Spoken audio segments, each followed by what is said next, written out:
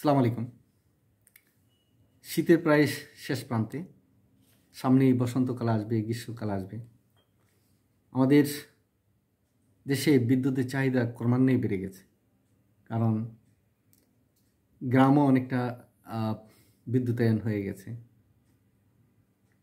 সেই সাথে সাথে বিভিন্ন ইলেকট্রনিক্স সামগ্রী, ঘরোয়া ইলেকট্রনিক্স সামগ্রী, তারপরে এসি, অফিসে, আদালতে, বাসা বাড়িতে প্রচুর পরিমাণে। তাই আমাদের মোট চাহিদা এখন গড়ে হলো 18,000 মেগাওয়াট।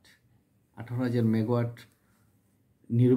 নিরবিচ্ছিন্নভাবে যদি চালাতে হয়, যে পরিমাণ অর্থ প্রয়োজন আছে, সেই পরিমাণ অর্থ বাংলাদেশে বর্তমানে আছে কিনা সেটা একটা প্রশ্ন সাপেক্ষ। কারণ বৈদেশিক সাহায্য ছাড়া খুব কঠিন হয়ে দাঁড়াবে, এবং মানুষের ওই যে কষ্টটা কীরকম হবে সেটা বলার মতো নেই। আমরা সবাই জানি যে সম্প্রতি যে এই একটা সরকার যখন পতন হলো, সেই সরকার পতনের পরে আমরা সবাই জানতে পেরেছি যে বাংলাদেশ থেকে প্রতি বছর 13 বিলিয়ন ডলার বিদেশে পাচার হয়েছে, অর্থাৎ লক্ষ লক্ষ কোটি টাকা এই 15 বছর পাচার হয়েছে। তো বাংলাদেশে টাকা তো শুধু আমাদের এই টাকা ছাপলেই তো সমস্যার সমাধান, এই টাকা তো পৃথিবীর কোথাও চলবে না, এর বিনিময়ে তো কিছু আনা যাবে না। মূল জিনিস হলো ডলার। সেই ডলারটা আমাদের দেশে ক্রাইসিস, সংকট। যে ডলারের দাম একসময় ছিল আমাদের 84 টাকা সমান $1, এখন 125 টাকার মতন হয়ে গেছে, না বুঝি 132 টাকা, জানি না, ঠিক এরই মধ্যেই। অর্থাৎ কত টাকা বেড়েছে। তো বাড়ার কারণেই জিনিসপত্রের দামও বেড়ে গেছে, কারণ যারা ইম্পোর্ট করে তারা তখন ডলারে ইম্পোর্ট করে, যখন এই দেশে আসে তখন সেগুলোর দাম বেড়ে যায়। চালের দাম বলেন, ডালের দাম বলেন, কিংবা ওই যে খেজুর, অমুক টমুক, সব কিছুর দামই কিন্তু বেড়ে যায়। এবং 15 বছরের যেই অত্যাচারটা, সেটা কিন্তু আমাদের সহ্য করতে হয়েছে। সামনেই গ্রীষ্মকাল, যে সেখানে পৃথিবীর উষ্ণায়ন হয়েছে। গত বছরও খুব উষ্ণতা ছিল, গরম ছিল, এবার আরও হয়তো বেশি পড়বে, কারণ দিন দিন গরমের পরিমাণটা কিন্তু বাড়ছে গ্রাম গঞ্জে সব জায়গায়। তো মানুষ স্বাভাবিক পর্যায়ে ফ্যান চালাচ্ছে, এসি চালাচ্ছে, যার ক্ষমতা আছে চালাচ্ছে। তারপরে মসজিদে আপনার AC, DC office, SP office, সরকারি অফিস আদালতে লক্ষ লক্ষ এখন এসি চলে।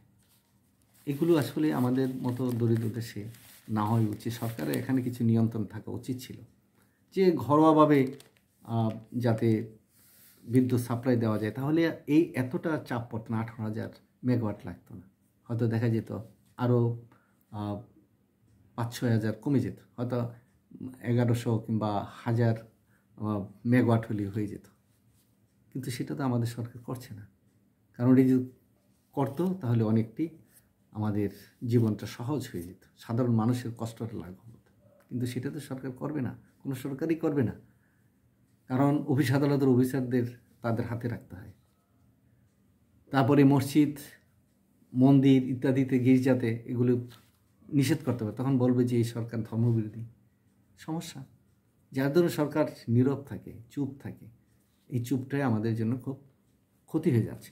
তো বলছে যে অর্থপ্রাপ্তির উপর নির্ভর করবে উৎপাদন ও সরবরাহ, অর্থাৎ বিদ্যুৎ উৎপাদন এবং সরবরাহ, এটা নির্ভর করবে কিসের উপরে? অর্থের উপরে, টাকার উপরে, টাকা মানে ডলারের উপরে। কিন্তু আমাদের তো এর মধ্যে জানা যাচ্ছে যে প্রায় 40,000 কোটি টাকা বাকি আছে। 40,000 কোটি টাকা বিদ্যুতের বাকি আছে সরকার দিতে, এটা গত গভর্নমেন্টের সময়ে বকেট। তারপরে তো আদানি আছে, তাদেরও অনেক পাওনা আছে।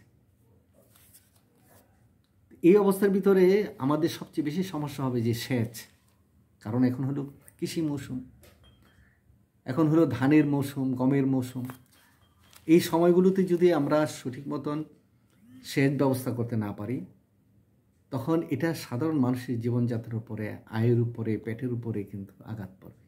এটা কিন্তু সরকারকে বুঝতে হবে। সরকার বোঝে, কিন্তু আমাদেরও ধৈর্য ধরতে হবে, সহ্য করতে হবে। কেন?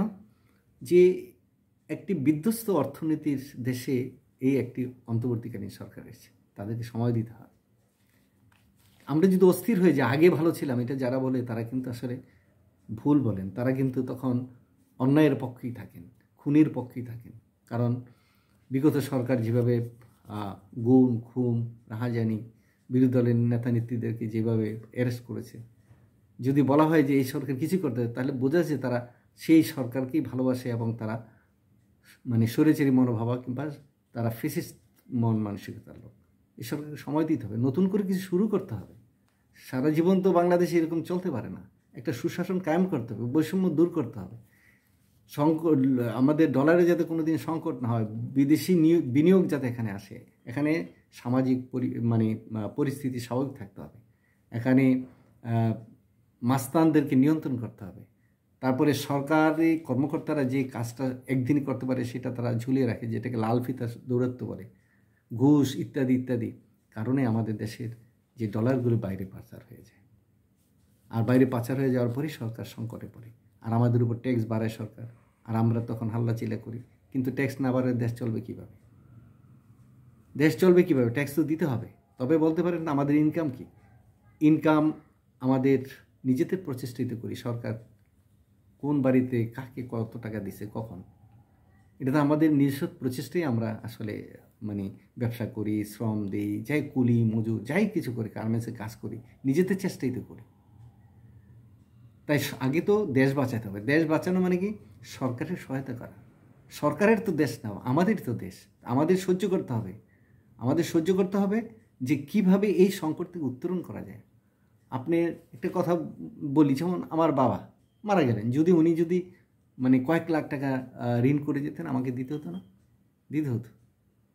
ঠিক একইভাবে তো যে আগে সরকার সব কিছুকে এরকম ঋণের মধ্যে ফেলে দিয়ে গেছে, তো এই সরকারকে দিতে হচ্ছে। এই সরকার ইনকামটা কি? এবং এই ইনকামটা তো আমাদের থেকেই করে। আমাদের দেশে তো এরকম কিছু নেই যে এক্সপোর্ট করে বিলিয়ন বিলিয়ন ডলার আনবে। আমাদের এক সম্পদ কি? গার্মেন্টস। সেই গার্মেন্টসও আমাদের ঝুঁকির মধ্যে পড়ে গেছে, কারণ ভিয়েতনামে হচ্ছে, ভারতে হচ্ছে, চীনেও হচ্ছে, পাকিস্তানে হচ্ছে, বিভিন্ন দেশে হচ্ছে। তাই আমাদের এটা একটা ঝুঁকিপূর্ণ। শুধু একটা উপরে থাকা যায় না। যেমন বলে যে এক পোলার পোলা, একজনের ভরসা কি, তাই না?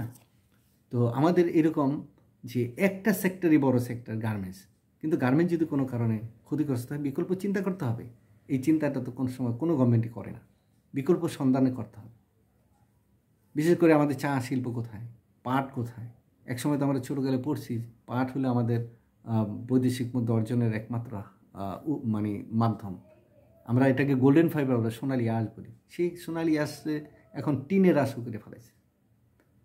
আদম যে জুট মিলটাকে শেষ করে দিয়েছে, যতগুলো জুট মিল আছে বন্ধ করে দিয়েছে, দেশের শিল্প কারখানাগুলো ধ্বংস করে দিয়েছে। তো সেখানে কি করবে? এত এত চাহিদার পরে যদি সেচের কাজটাও যদি না করে, তাহলে আমরা খাদ্য পাবো কোথা থেকে? এগুলি কিন্তু আমাদের ভাবতে হবে। তো এর মধ্যে জরুরি ভিত্তিতে ৩,০০০ কোটি টাকা পরিশোধ চায় বিপ্পা। মূল কথা হলো একটি, যে সরকারকেও খুব দ্রুত গতিতে যেভাবে হোক নিয়ন্ত্রণ করতে হবে এবং টাকার ব্যবস্থা করতে হবে, যাতে আগামী যে গ্রীষ্ম মৌসুমটা মানুষ যাতে কষ্ট না করে, গরমে যাতে কষ্ট না করে, তারপরে সেচ ব্যবস্থা যাতে ক্ষতিগ্রস্ত না হয়। দরকার হলে আপনারা বিভিন্ন অফিস আদালতের এসিগুলিকে বন্ধ করে দিতে পারেন, যে না কেউ এসি চালাতে পারবে না, হয়ে যায়, কিছুটাও কমবে। সারা বাংলাদেশের সরকারি অফিস আদালত কম না, এক একটা অফিসে দেখবেন কয়েক শ করে আছে, এটা কি বলে, এসি আছে। ফ্যান তো চলতেই আছে, ফ্যান চলুক, কিন্তু এসিটা বন্ধ করে দেন, তাহলেই কিছুটা সমস্যার সমাধান হবে। ধন্যবাদ, সবাই ভালো থাকবেন।